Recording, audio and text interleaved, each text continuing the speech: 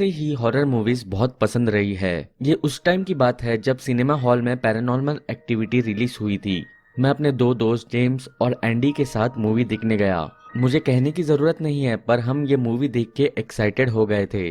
किसी घर में शिफ्ट होते ही एबनॉर्मल गतिविधियों का होना, इस मूवी के कंसेप्ट ने हमें बहुत एक्साइटेड कर दिया था। एक शाम को एंडी और मैं जेम्स के घर स्लीपओवर के लिए गए थे। हम जेम्स के कमरे में बैठे थे। जेम्स कुछ आर्टिकल्स के बारे में बात करने लगा जिसमें लिखा था कि हॉन्टेड हाउस सच में होते हैं। मैं उसके बेडरूम के खिड़की पर बैठा सिगरेट पी रहा था जब एंडी ने कहा, क्रिस मुझे एक ड्रैग दो। मैंने उसे सिगरेट दी और कहा, मैंने भी ऐसे आर्टिकल्स पढ़े हैं, काश हम किसी हॉन्टेड हाउस जा पाते। एंडी ने खिड़की के बाहर धुआं छोड़ते हुए रिप्लाई किया, किसने कहा नहीं जा सकते, और रहस्यमयी तरीके से स्माइल करने लगा। जेम्स ने हैरानी से पूछा, क्या मतलब है तुम्हारा? एंडी हमारी तरफ मुड़ा और बोला, क्रिस्टल लेक के पास एक घर है, हमारे शहर से आधे घंटे की दूरी पर है। लोग कहते हैं कि वो घर हॉन्टेड है। जेम्स अपना सर खुजाते हुए बोला, ओह तुम उस मिलार्ड हाउस की बात कर रहे हो। मैं इस जगह के बारे में कुछ नहीं जानता था, तो मैं उन्हें बीच में रोक कर कहा, कौन सा घर? मिलार्ड कौन है? जेम्स उसी समय अपने बेड से उठा और अपना लैपटॉप ऑन किया। उसने कुछ सर्च किया और फिर कहा, हाँ मैं सही कह रहा था, मैंने इसी जगह के बारे में पढ़ा है। इस घर की बहुत भयानक कहानियां रही है। बहुत साल पहले यहाँ मिलार्ड नाम का एक आदमी रहता था। उसकी बहुत सुंदर बेटी थी, पर वो आदमी बहुत सख्त था और कभी भी अपनी बेटी को घर से बाहर जाने नहीं देता था। एक दिन उसे पता चला कि उसकी बेटी का अफेयर उनके डाकिया के साथ चल रहा है। मिस्टर मिलार्ड को बहुत गुस्सा आया और उन्होंने अपना आपा खोते हुए अपनी बेटी को सीढ़ियों से नीचे ढकेल दिया। उसकी बेटी की रीढ़ की हड्डी टूट गई और फिर वो कभी इंसानों की तरह नहीं चल पाई। लोग कहते हैं कि वो पूरे घर में कुत्ते की तरह रेंगती हुई चलती थी। इस घटना के एक हफ्ते बाद आते जाते लोगों ने पुलिस को फोन कर बताया कि उस घर से बहुत गंदी स्मेल आती है। जैसे ही पुलिस घर में घुसी, उन्होंने मिस्टर मिलार्ड की डेड बॉडी सीढ़ियों से नीचे गिरी मिली। उसने सीढ़ियों से गिर के अपनी गर्दन तोड़ ली थी। उन्हें उसकी बेटी की डेड बॉडी उसके बेड से मिली। मैंने मुस्कुराते हुए पूछा, इसमें डरावना क्या है? शायद उस बेटी ने अपने बाप से बदला लिया होगा और फिर अपने आप को ही मार दिया होगा। जेम्स मुझे बड़ी आंखों से देखते हुए बोला, फॉरेंसिक रिपोर्ट के मुताबिक उसकी बेटी 20 मार्च को दोपहर 1 बजे अपने बेड पे मरी थी और मिस्टर मिलार्ड की डेथ 20 मार्च को ही रात को 1 बजे बताई गई। किसी के जबरदस्ती घर में घुसने का कोई निशान नहीं था। तो हाँ, लोग कहते हैं कि उस बेटी की गुस्से वाली आत्मा ने उसके बाप को मार डाला। एंडी ने कहा, चल के देखे, क्या कहते हो? जेम्स और मैंने हामी भर दी और हमने उस वीकेंड को क्रिस्टल लेक जाने का डिसाइड किया। मैंने अपने भाई की कार ली और हम सैटरडे इवनिंग में निकल गए।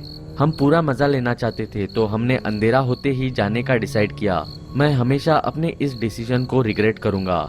एंडी ने सही कहा था, हमें वहां पहुंचने में 30 से 35 मिनट ही लगे। उस जगह का नाम क्रिस्टल लेक एकदम सही रखा था क्योंकि उस तालाब के पानी में चांद सितारों की रोशनी इस तरह पड़ रही थी जैसे कोई शीशा हो। हमने तालाब के पास अपनी कार पार्क की। वो फुल मून नाइट थी। चांद की रोशनी हर जगह फैली हुई थी। मिलार्ड का घर लेक की दूसरी तरफ विशाल सा खड़ा था। हमें नहीं पता था कि उस घर तक पहुंचने के लिए हमें उस तालाब को क्रॉस करना था। किस्मत से वहाँ लकड़ी के प्लेटफॉर्म पे 2 नाव बंधी हुई थी। हमारे आसपास का माहौल बहुत ही डरावना सा लग रहा था क्योंकि वो इतनी खुली जगह थी। हमें हर आवाज़ बहुत अच्छे से सुनाई दे रही थी। टीड़ों की आवाज़ें, ठंडी हवाएं बहती हुई और तालाब में पानी की धीमी लहरें। जेम्स ने अपनी कार लॉक की और फिर हम बोट में चढ़ गए।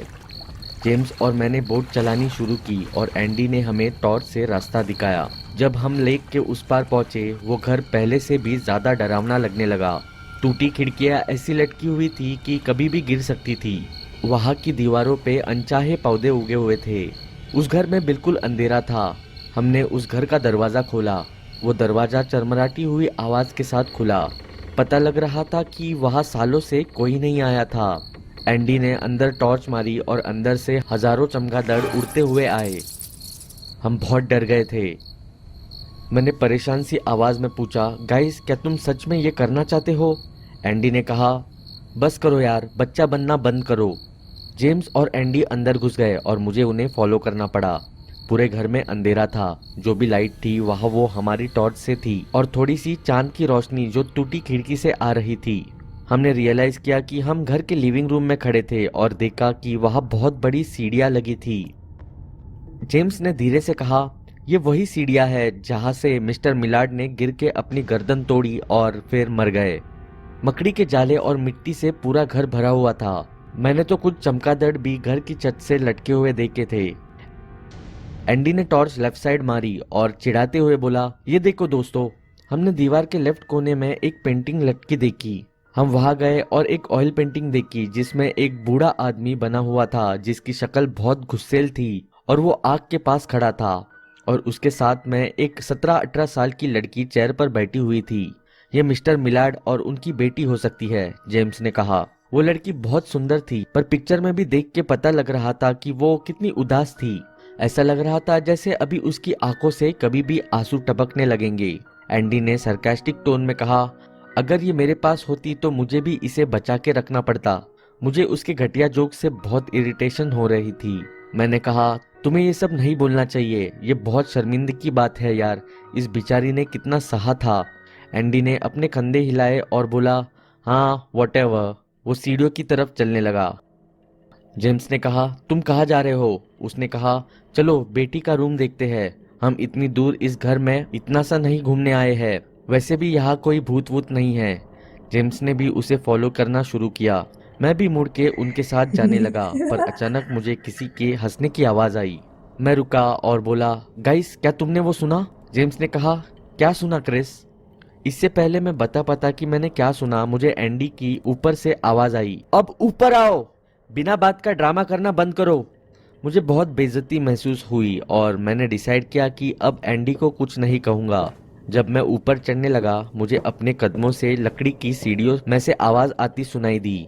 जब मैं ऊपर पहुंचा मैंने जेम्स और एंडी को एक बंद दरवाजे के सामने खड़ा देखा।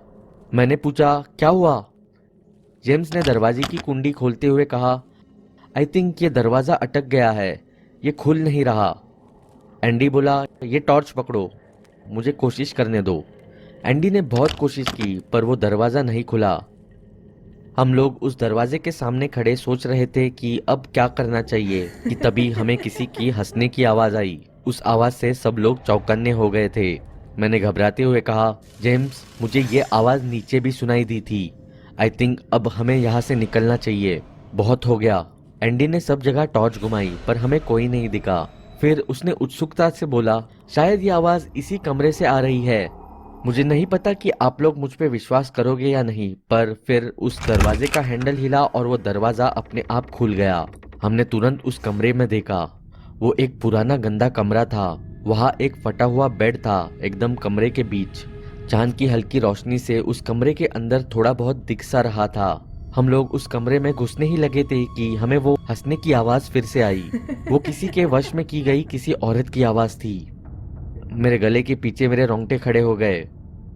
मैंने धीरे से कहा, गाइस चलो यहाँ से। फिर अचानक जेम्स ने खिड़की के पास बेड की कोने की तरफ देखते हुए इशारा किया और बहुत ही डरी हुई आवाज में बोला, वो क्या है एंडी? मुझे लगा जैसे कोई कुत्ते जैसा प्राणी खिड़की के पास बैठा था, पर वहाँ बहुत अंधेरा था और कुछ साफ दिखाई नहीं पड़ रहा था। एंडी ने उस तरफ टॉर्च घुमाई और लगा जैसे हमारा खून ठंडा हो गया हो। खिड़की के पास जमीन पर एक लड़की थी। वो मेंढक की तरह खड़ी जमीन की तरफ देख रही थी। कुछ पल के लिए हम में से कोई कुछ नहीं बोल पाया। ऐसा लगा जैसे हम सबका दिल धड़कना बंद हो गया और हम हिल भी नहीं पा रहे थे। उस लड़की ने अपना सर उठाया और हमारी टॉर्च की लाइट बुझने सी लगी। हमें टॉर्च के जलने बुझने की वजह से कुछ क्लियरली नहीं दिख पा रहा था, पर फिर लाइट बस जलती और बुझती चली गई बिना किसी वजह के। और जब जब लाइट जलती हमें उस लड़की का डरावना चेहरा बदलता दिखता। पहली बार हमें उसका उदास चेहरा दिखा। दूसरी बार मैंने उसके चेहरे पर बहुत बड़ी स्माइल देखी। तीसरी बार हमें उसका बिना किसी भाव का चेहरा दिखा जिसमें उसकी बड़ी सफेद आंखें हमें घूर रही थी। हम इतना ज्यादा डर गए थे कि हम वहां से भागना भी भूल गए। फिर तभी उस लड़की ने वो डरावनी हंसी की आवाज निकाली और हमारी तरफ रेंगती हुई आती चली गई। हम फाइनली अपने होश में आए और जान बचाकर वहां से भागने लगे। जेम्स और मैं आगे भाग रहे थे और एंडी हमारे पीछे था। जेम्स चिल्लाता जा रहा था, भागो भागो। और एंडी एक 10 साल के बच्चे की तरह चिल्लाते हुए कह रहा था, मुझे यहाँ अकेला मत छोड़ो प्लीज, वो मेरे पीछे आ रही है। हम मेन डोर पर पहुंचकर एंडी का वेट करने लगे। हमने देखा कि एंडी आधी सीढ़ियां उतर चुका था और वो लड़की उसके एकदम पीछे जानवरों की तरह भागती आ रही थी। किसी तरह हम सब लोग उस घर से निकलते ही बोट में कूद गए। एंडी से डर के मारे टॉर्च तालाब में ही गिर गई। जेम्स और मैंने पागलों की तरह बोट भगाना शुरू कर दी। एंडी अपनी पीठ घर की तरफ किए बोट में ही बैठा था। वो इतना ज्यादा डर गया था कि बस बोलता ही चला गया, मुझे अभी भी उसकी आवाजें आ रही है, बोट तेज चलाओ और तेज। जेम्स और मैंने रियलाइज किया कि उसे सदमा लग गया है, क्योंकि जहाँ तक हमें दिख रहा था घर के सामने कोई नहीं था। जेम्स ने सहमी हुई आवाज में कहा, शायद वो घर छोड़कर नहीं जा सकती। मैंने कुछ नहीं कहा, बस बोट चलाता गया। मुझे अभी तक नहीं पता कि उस रात हम घर कैसे पहुंचे, पर इस घटना के बाद किसी भी हॉन्टेड हाउस की बात सुनता हूँ तो पसीना छूटने लगता है।